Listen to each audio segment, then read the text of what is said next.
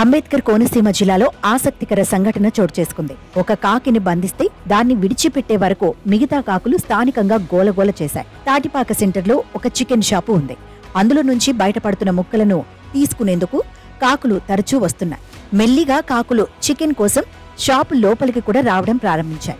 దుకాణ యజమాని ఎంత తరిమినా అలా వెళ్లి మళ్లీ తిరిగి వస్తున్నాయి. దాంతో చికాకు వచ్చిన చికెన్ షాపు యజమాని ఒక కాకిని పట్టుకున్నాడు. ఆ తర్వాత దాన్ని బంధించాడు. అంతే, దాని అరుపులు విన్న మిగతా కాకులు అక్కడికి పెద్ద ఎత్తున చేరుకున్నాయి.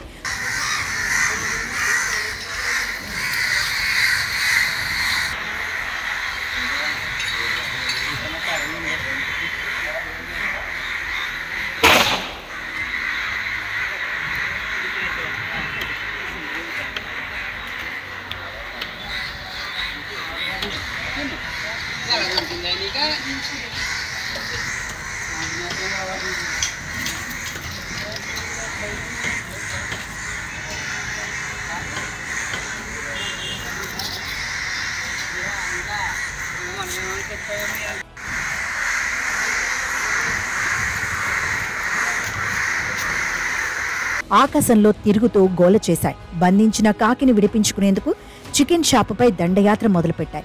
అక్కడే తిరుగుతూ షాపుపై దాడి చేసినంత పనిచేశాయి. కొద్దిసేపటి తర్వాత చికెన్ షాపు యజమాని బంధించిన కాకిని వదిలేశాడు. దాంతో అక్కడున్న కాకులు అన్ని క్షణాల్లోనే వెళ్లిపోయాయి.